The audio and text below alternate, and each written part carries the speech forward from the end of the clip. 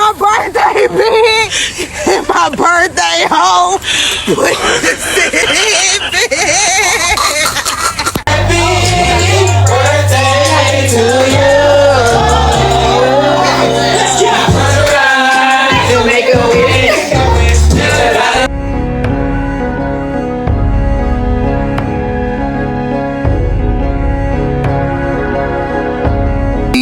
Wow. Please leave. Please leave. I am not okay with this. Please leave my job. I have to go. Liz, Shantay Butts told deputies she was being stalked. She had the video, she filed reports, and just days later, she was shot dead in her home. She called the police 37 times. 37. She had videos. She had witnesses. She had restraining orders, court dates, jail sentences for him stacking up like receipts. She did everything they tell you to do when someone won't leave you alone. And on July 11th, 2025, while her 6 children were in the house, he broke through her bedroom window and shot her dead. This is the story of Shantay Butts, a mother from Belle Glade, Florida, who fought like hell to survive in a system that couldn't save her in time. By the end of this story, you're going to ask yourself one question. If doing everything right still isn't enough, then what is? Welcome to Homicide Case Files, where real stories meet real consequences with no fluff. Just the truth. Hit subscribe if you find meanings in these stories. This tragic story will be taking us to Belle Glade, Florida, USA. Belle Glade sits on the southeastern shore of Lake Okeechobee, surrounded by vast stretches of rich farmland that earned the region the nickname America's Sweetest Town for its sugarcane production. The sunsets over the lake are stunning, golden light spilling across the water, painting the sky in shades of orange and pink. It's the kind of place that should feel peaceful, safe. But Belle Glade has another reputation. For years, it's struggled with some of the highest rates of violent crime in Florida. Gun violence, poverty, and domestic abuse cases run deep here. It's a small town where everyone knows everyone. But that closeness doesn't always mean protection. The crime rate has stunted growth, scared off investment, and left families like Shantay's vulnerable to the very violence they're trying to escape. Beautiful land, hard reality. And on July 11th, 2025, that reality came crashing through Shantay Butts' bedroom window. Shantay Letitia Butts was 34 years old when she died. She had 4 kids, some of them with her ex, Little Mack Williams, some from before. All of them loved by a woman who, according to everyone who knew her, put her children first in everything. Friends described her as warm, devoted, the kind of mom who'd work double shifts and still show up to school events. I grew up poor, but that's just the way it is, baby. She wasn't perfect, nobody is, but she was trying to build a life, trying to keep her kids safe. And she was terrified, because the man she'd spent years with, the father of some of her children, refused to accept that it was over. Little Mack Williams, 45 years old, a man with a history that should have set off every alarm bell in the system. Domestic battery, stalking, strangulation, trespassing, felony convictions, restraining orders, jail time. And yet somehow, none of that stopped what was coming. Shantay Butts was a mother of 4, shot and killed inside her Belle Glade home last week. Deputies say it was her son who called 911. The man accused of murdering her, Little Mack Williams, her ex, and the father of her children. Shantay and Williams had been together for years. Long enough to have children, long enough for the abuse to become a pattern. By late 2024, she'd had enough. She left him. But leaving an abuser is when the danger actually begins, because that's when control turns into obsession. And obsession, that's when people die. It started small, or maybe it didn't. Maybe it had been happening all along and we're just now hearing about it. But by mid-2024, Shantay was calling 911 regularly, not once. Not twice, dozens of times. Court records reveal a decade of abuse across multiple relationships. In 2024, Williams broke into Butts' home, choked her, and took her phone.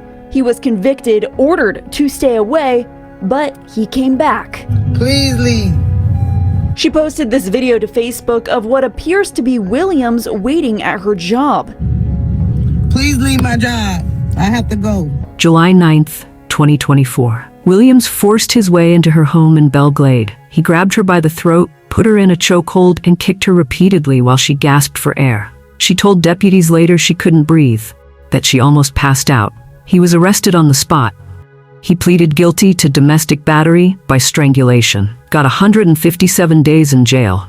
A no-contact order was issued, the kind of order that's supposed to mean something. Supposed to.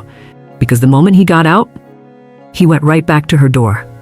October 2024. He's arrested again for violating that no-contact order. Witnesses saw him banging on her front door, yelling. November 6th, 2024. He breaks into her house again. This time he steals her cell phone. They fight. He pushes her around. Charges filed. Guilty plea. 2 more months in jail. You'd think that would be enough, right? You'd think the system would step in and say, this guy is dangerous. We need to lock him up for good. But here's the thing about the system. It moves slow. And abusers, they move fast. By the summer of 2025, Shantay had moved her kids out of the house. She was staying with relatives, trying to keep them safe. But Williams followed her across town, to her job, to her car. July 2nd, 2025. He breaks a window at her house, steals a bottle of soda. Petty, right? Except it's not about the soda. It's about showing her he can get in whenever he wants. July 4th, Independence Day. He shows up at her door again, bangs on the windows, chases her to her car, screaming threats. She and her son run. That night, her video doorbell captures him coming back. Over and over, 20 times in one night. 20, just standing there, watching, waiting. And then he asks her something that makes her blood run cold. You missing your firearm? Because her gun, kept in her car for protection, was gone. He'd stolen it.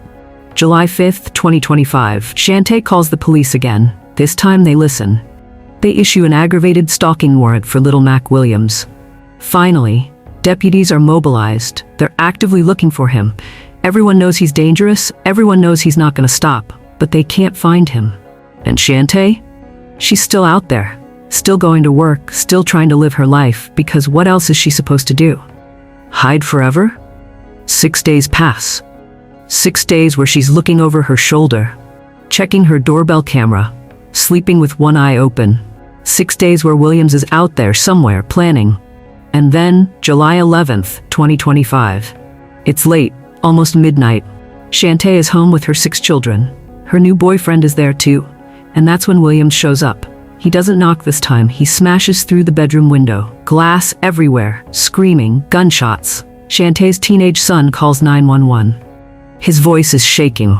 He tells the dispatcher his stepfather broke in, that he's inside. And then in the background, you hear him scream. She was shot. Neighbors heard the gunshots, multiple rounds echoing through the night.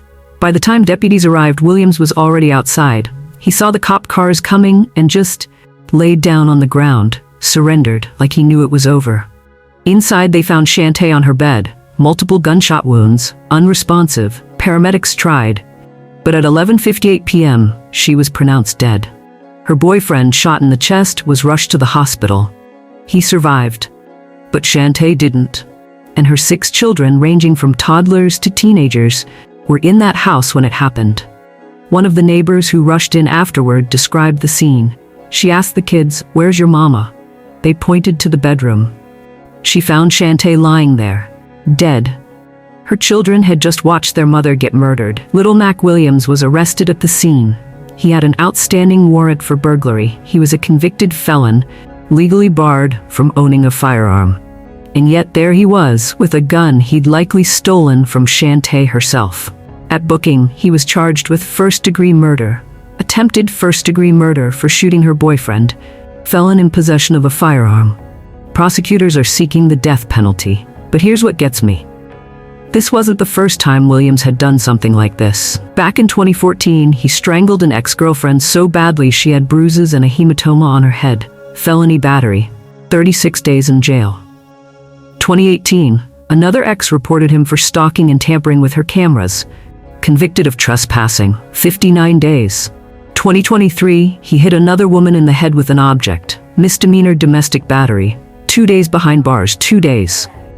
You see the pattern, right? Every time the sentence got lighter. Every time he walked out and did it again. And every time the system said, well, the victim didn't cooperate, or we can't hold him without more evidence, or some other excuse that sounds reasonable until someone ends up dead. Little Mack Williams fatally shot Shantay Butts, a mother of 4. Another man in that home was also shot but survived. Palm Beach County Sheriff's deputies arrested Little Mack Williams, claiming he broke into this home in Belle Glade before killing his ex-girlfriend, Shantay Butts. WPBF 25 News went through Williams' court records, finding several felony convictions dating back to 2014 involving at least 3 different women. The first case involving Shantay Butts, the victim in this weekend's homicide, was reported in July of 2024 when she called 911 to report Williams had forced his way into her home and choked her. He was found guilty of domestic battery by strangulation and sentenced to 157 days in jail. In October 2024, Williams served 48 days in jail for violating a no-contact order when officials say he showed up at Butts' home. A few months later, and Williams was found guilty of simple battery for breaking into Butts' home and fighting her. He served 66 days in jail. Roughly 10 days ago, Butts reported Williams was stalking her. Officials put out a warrant for his arrest, but just 6 days later, and he was arrested and charged in Butts' death. She told deputies he later stole her gun. Then there's this, a log showing Williams on her doorbell camera more than 20 times in one night. If law enforcement's being called, it's something's, going on. There's something major that's happened. On July 5th, deputies issued a warrant for stalking, but he wasn't arrested. 6 days later, she was dead. The homicide rate is high, especially when someone's trying to leave that abusive situation.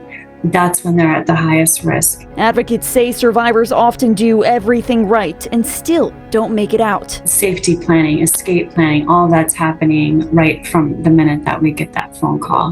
And it's not just Butts' case. In 2023, a Boynton Beach woman was murdered less than an hour after filing a police report about her ex. Shante did everything they told her to do.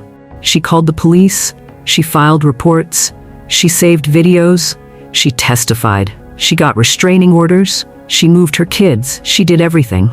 And it still wasn't enough, because the system isn't built to stop people like Little Mack Williams. It's built to react after they've already done the damage. Let's talk about what should have happened. July 9th, 2024. Williams strangles Shantay, nearly kills her. That should have been the end.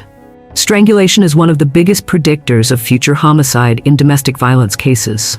If someone chokes you, they're 750% more likely to eventually kill you. 750%. That alone should have kept him locked up. But he got 157 days, out in a few months with good behavior. Then he violates the no-contact order, twice. Then he breaks into her house, steals her phone, assaults her again. Each time, the punishment is a slap on the wrist. And meanwhile, Shantay is calling 911 over and over saying, he's going to kill me. Not in those exact words, maybe, but that's what she meant. And they issued a warrant, 6 days before he murdered her. 6 days.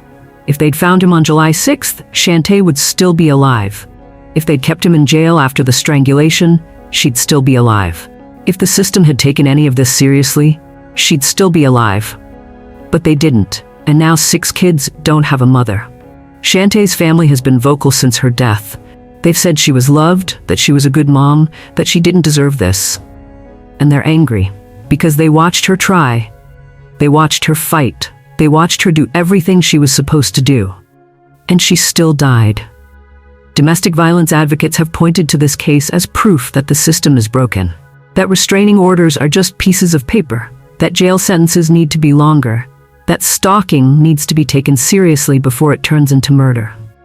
Because this isn't an isolated case. In 2023, a woman in Boynton Beach was shot dead 1 hour after reporting her ex to police. 1 hour. It keeps happening. And every time we say the same things. She should have left. Why didn't she get help? Why didn't the police do something? Well, Shantay did leave. She did get help. The police did do something. And she's still dead. So maybe the question isn't what the victim should have done differently. Maybe it's what we're going to do differently. To Shantay's family, to her children. There are no words that can undo this. We're so deeply sorry for your loss. Shante fought. She fought hard, and she deserved so much better. If you made it this far, I need to ask you something. Stories like this don't get told unless people watch them, unless people share them, unless the algorithm decides they matter. And honestly, a lot of you won't subscribe. You'll watch, you'll feel something, and then you'll scroll on. But if you don't subscribe, you might miss the next case, the next red flag, the next story that could save someone you love, or maybe even you. So if you're not going to subscribe, I get it. But do me a favor. Go to the comments and tell me why. Tell me why you're willing to risk it. Because I'm genuinely curious. For everyone else who sees the value in this, hit that subscribe button, ring the bell, share this with someone who needs to hear it. Because Shantae's story, it's not just about her. It's about every person out there right now who's being stalked, harassed, threatened, and wondering if anyone's going to help them in time. Thanks for watching to the end. I'll see you in our next true crime story.